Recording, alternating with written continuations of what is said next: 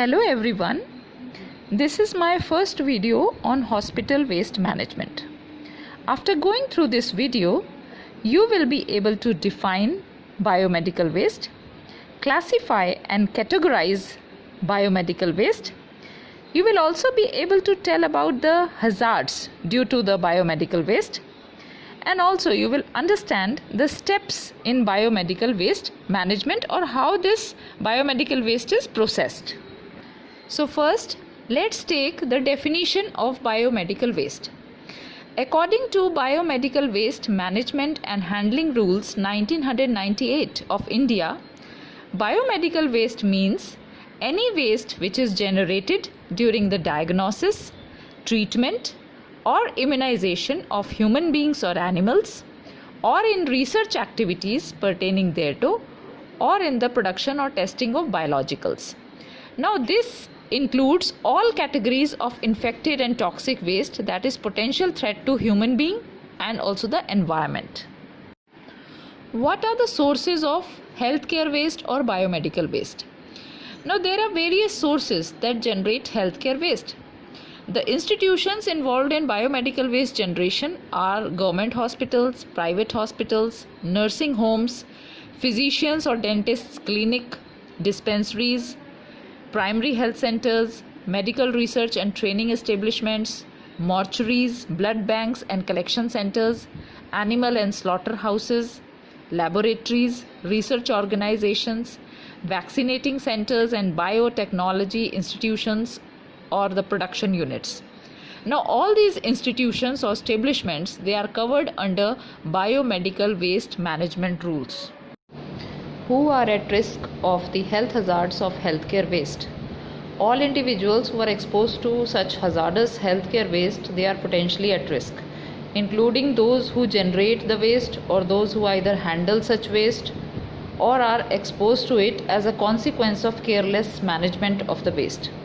The main groups at risk are medical doctors, nurses, healthcare auxiliaries and hospital maintenance personnel, patients in healthcare establishments, visitors to healthcare establishments, workers in support service, allied to healthcare establishments such as laundries, waste handling and transportation, and workers in waste disposal facilities such as landfills or incinerators, including the scavengers. A question arises that why do we need biomedical waste management in hospitals? As you know that hospitals generate large quantities of waste as a byproduct of variety of health services that are carried out, such as dressing of the wounds, deliveries, dialysis, lab procedures, post-mortem, dental procedures, etc., etc. Such a waste which is produced, it may be infectious or it may be non-infectious. If this waste is not collected, transported or disposed of properly, it not only results in hospital-acquired infections or the nosocomial infections, but also it poses a major health hazard by causing pollution of air, water and soil. Persons who are constantly exposed to these waste, especially the waste sharps, they are always at risk of getting diseases like hepatitis B, AIDS or HIV, hepatitis C. Indiscriminate dumping of the waste into the backyard of the hospital or open municipal pits, it becomes breeding places of flies, rodents and microbes. Epidemics can result from contamination of drinking water and food sources with these infectious waste which are washed away by rains. If we indiscriminately burn the waste, open burning of the waste is done, especially the plastics, it results in emission of noxious gases which may even lead to cancer. Further, there is always a scope of improper reuse of certain items if they are indiscriminately thrown away, like needles, syringes, bottles, etc. So it may be clear to you that poor management of healthcare waste potentially exposes health care workers, waste handlers, patients and the community at large to infection, toxic effects and injuries, and risks polluting the environment. It is essential that all the medical waste materials are segregated at the point of origin and they are properly disposed. What are the objectives of biomedical waste management? The objectives are reduce, reuse and recycle. What to reduce? Reduce the infectious or hazardous nature of the waste and reduce the volume of the waste. We can reduce it by proper segregation of the waste. Also prevent misuse or abuse of the waste. Second comes the reuse. Reuse the items that can be of repeat utility. Example, gowns, gloves, catheters, syringes, but only after proper sterilization. Recycle the waste. What do you mean by recycling? Recycling is a process by which the waste materials are transformed into new products. So recycle the waste so that it can serve as another utility item. So there are three objectives: reduce, reuse and recycle. Now let's take the hazards of biomedical or healthcare waste. If biomedical waste is not handled properly, it may pose hazards to human health as well as environment in the form of infections, physical injuries, genotoxicity and cytotoxicity, radioactivity hazards, and public sensitivity. The infectious waste and sharps can lead to cuts, abrasions, and infections like hepatitis B, hepatitis C, and HIV. The chemical and pharmaceutical waste can lead to intoxication by acute or chronic exposure, physical injury, chemical burns, injury to skin, eyes, or to the mucous membranes of airways, that is, respiratory disease can occur, skin disease. Genotoxic waste can lead to irritation, dizziness, nausea, headache, dermatitis. The radioactive waste can lead to headache, dizziness, vomiting. Now, one hazard is public sensitivity. Public sensitivity means that the people, they are sensitive to visual impact of certain type of waste, like the anatomical parts. Disposal of anatomical waste inappropriately, such as dumping in a landfill, is unacceptable. It can lead to psychological stress in some people. Let's classify waste. Waste and byproducts cover a diverse range of materials. WHO has classified waste into 8 categories. First comes the infectious waste. Infectious waste is the waste that is contaminated with blood and other body fluids. Like example, discarded diagnostic samples, cultures and stocks of infectious agents from laboratory work, or waste from patients with infections, like example swabs, bandages and disposable medical devices. Second category is the pathological waste. Pathological wastes include human tissues, organs or fluids, body parts and contaminated animal carcasses. Third category is the sharps waste. Sharps waste includes syringes, needles, disposable scalpels, blades, etc. Fourth comes the chemical waste. Chemical waste includes solvents and reagents used for laboratory preparations, disinfectants, and heavy metals contained in medical devices. Example, mercury in broken thermometers and batteries. Next is the pharmaceutical waste, which includes expired, unused, and contaminated drugs and vaccines. Then comes cytotoxic waste. This is the waste containing substances with genotoxic properties, that is, highly hazardous substances that are mutagenic, teratogenic, or carcinogenic, such as cytotoxic drugs used in cancer treatment. Then comes the radioactive waste. Radioactive waste includes products contaminated by radionuclides, including radioactive diagnostic material or radiotherapeutic material. And last is the non-hazardous or the journal waste. This is the waste that does not pose any particular biological, chemical, radioactive or physical hazard, and this waste is comparable to the domestic waste. About 75 to 90% of the waste produced by healthcare establishments is non-hazardous or non-infectious, and this is comparable to domestic waste.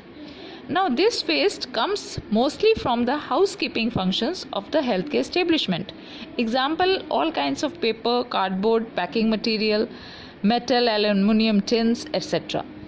only 10 to 25% of the healthcare waste is regarded as infectious or hazardous waste. But the non-infectious waste, it may become infectious. And how? If we allow mixing of the two. So, one thing that is very important is proper segregation or separation of the waste at the point of origin. Here you can see the flow of biomedical waste or steps in the biomedical waste management. The first step is the waste generation. The waste generators are the hospitals or the healthcare facility. At the point of generation, the waste is segregated. It is collected in color-coded plastic bags or containers, and then it is transported to the temporary storage area in the healthcare facility itself. Now, from the temporary storage area in the healthcare facility, the waste is transported to the common biomedical waste treatment facility in designated approved vehicles. At the common biomedical waste treatment facility, the waste is unloaded and it is stored at the common biomedical waste treatment facility in a temporary storage area. Now here the waste goes for pre-treatment, that is either incineration or autoclaving and shredding, and after that the waste is finally disposed of. Either the waste goes for recycling or it directly goes to the landfill sites. Waste generation differs not only from country to country but also within the country.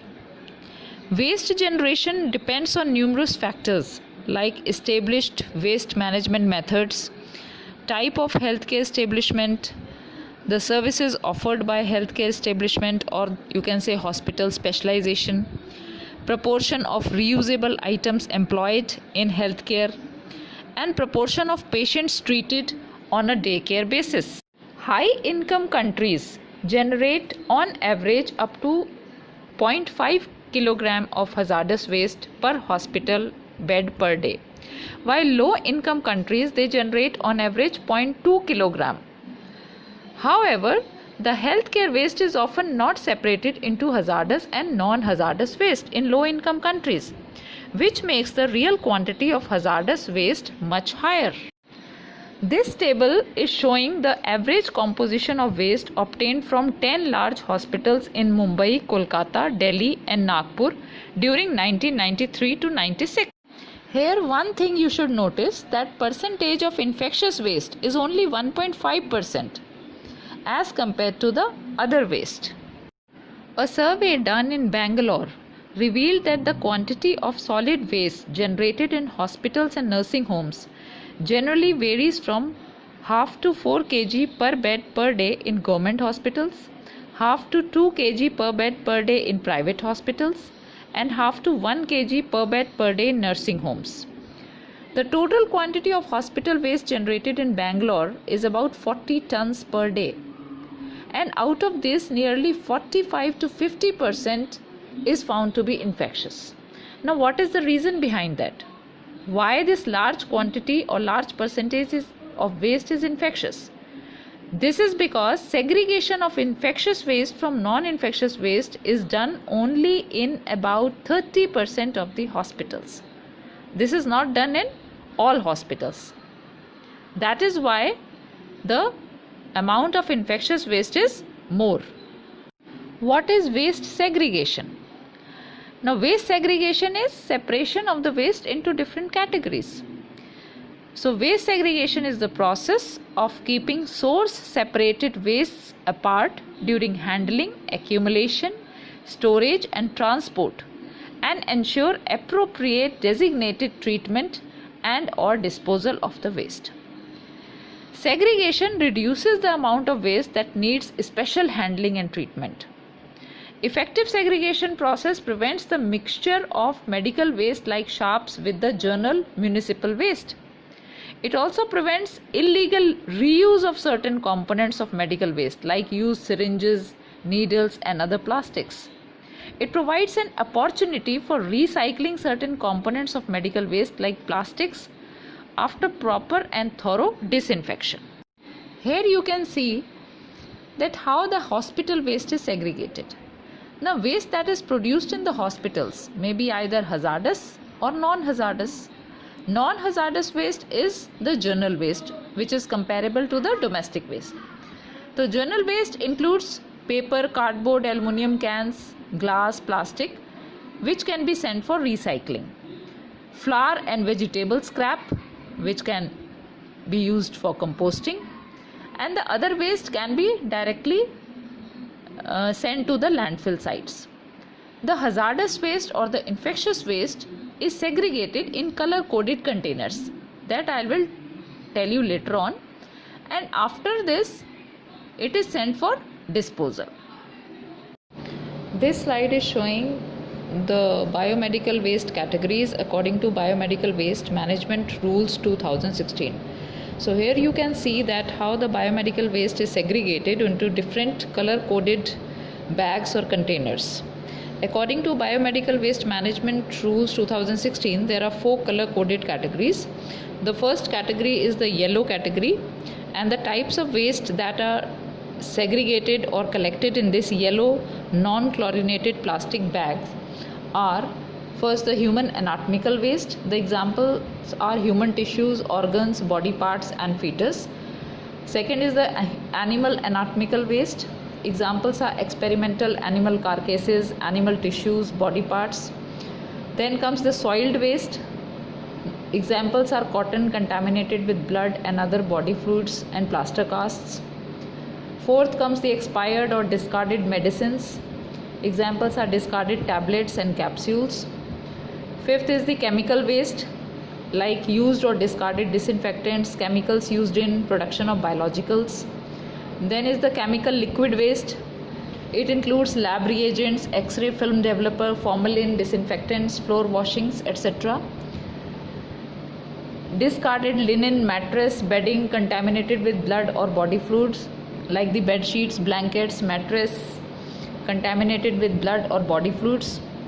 And also the microbiology, biotechnology and other clinical lab waste, like the culture plates, blood bags, vaccines, etc. All these wastes, they are disposed in the yellow non-chlorinated plastic bags.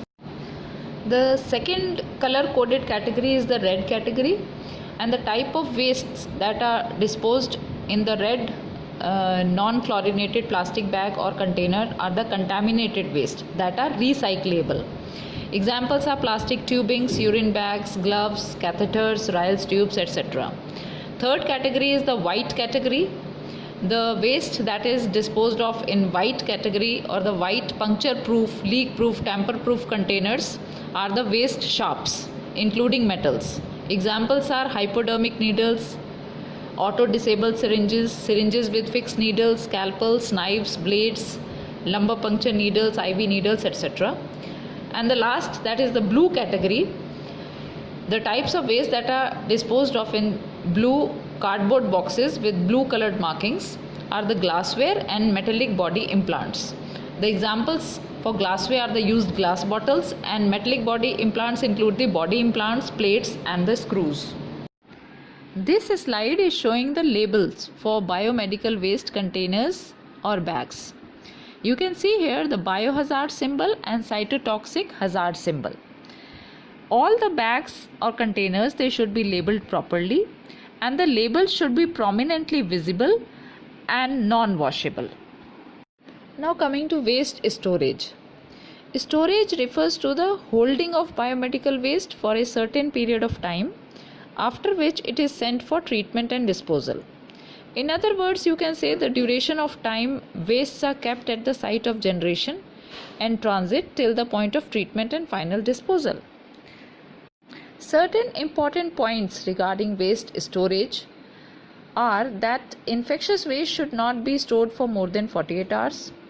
Waste should be on-site refrigerated to prevent rotting and offensive smell, and all storage sites, they must be of concrete and should be designed to allow wash down water, split water and rainwater. There should be no leakage from the base of the site, because it will lead to contamination of ground and surface water. The place for on-site storage of the waste should be positioned away from public access and staff throughways. The place should be accessible to collection vehicles, secure and lockable, bundled easily cleaned and no leakage. Bunded means that the place should be enclosed with solid wall and the floor should be well compacted and made up of non-porous material so that there is no leakage from the base. The place should be well signposted. Signs of biohazard, restricted entry should be there, and the place should be well lit. Place for off-site waste storage should be licensed by the local authorities. Bunding should be there, that is solid wall and floor which should be made of compacted non-porous material so that there is no leakage from the base of the site. The place should be secure and well signposted, that is signs showing particular hazardous waste restricted entry should be there. Now let's take the transportation of waste within the hospitals. Now within the hospital, waste route must be designated to avoid the passage of waste through patient care areas as far as possible. There should be separate time schedules for transportation of biomedical waste and general waste. This will reduce the chances of their mix-up. And designated wheeled containers, trolleys or carts with proper labels should be used to transport the waste from the site of storage to the site of treatment. Waste traffic through clean areas of hospital should be minimum and avoid through sterile areas such as OTs. Trolleys or carts should be thoroughly cleansed and disinfected in the event of any spillage. The wheeled containers should be designed in such a manner that the waste can be easily loaded, remain secured during transportation, does not have any sharp edges, and easy to cleanse and disinfect. Now, how to transport the waste outside the hospital? Biomedical waste shall be transported only in such vehicles as may be authorized for the purpose by the competent authority. The containers for transportation must be labelled properly. Special vehicles must be used for transportation of waste outside the hospital to prevent access to and direct contact with the waste by the transportation operators, the scavengers, and the public. The transport containers should be properly enclosed. They should not be open containers. They should be enclosed containers used for transportation of waste outside the hospital.